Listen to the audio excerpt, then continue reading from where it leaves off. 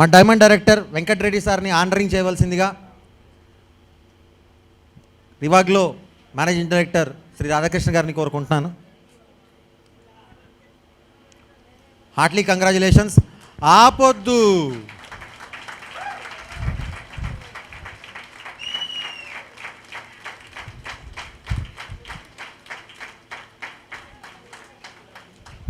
మళ్ళీ జై Balayya.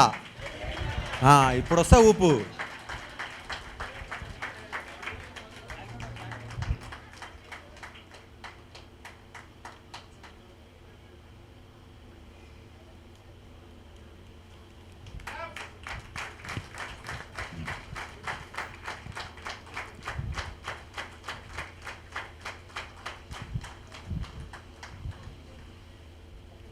Congratulations sir. మీ యొక్క సక్సెస్ జర్నీ మా అందరితో షేర్ చేసుకోవాలని ఒక 2 నిమిషాల పాటు ప్లీజ్. Thank you sir.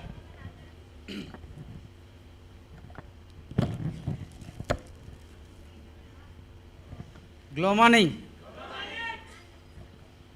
వెనక సైడ్ నుంచి వస్తుంది. Glow morning.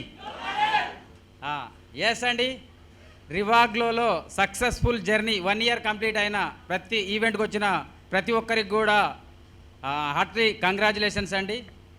మన ఎండి గారికి అంటే ఈ అవకాశం నాకు కల్పించిన మా మెంటర్ కావచ్చు ప్రతి ఒక్కరికి నేను పేరు పేరున ధన్యవాదాలు చెప్తున్నాను సార్. మై సెల్ఫ్ వచ్చేసి దేశిరెడ్డి వెంకరెడ్డి అండి. మీకు అందరికి కూడా చాలామందికి కనిపించకుండా వినిపించే వ్యక్తులలో నేను ఉండొచ్చు. పొద్దున్నే మనము ఒక పాజిటివ్ వర్డ్తోని స్టార్ట్ చేస్తాను. అంతే 100% మనను పాజిటివ్ అనేది ముందుకెళ్తుంది తీసుకెళ్తుంది అని చెప్పేసి మనం అనుకుంటాం. అలాంటి పాజిటివ్ యాటిట్యూడ్ కలిగిన వ్యక్తులలో నేను కూడా ఒకని సార్.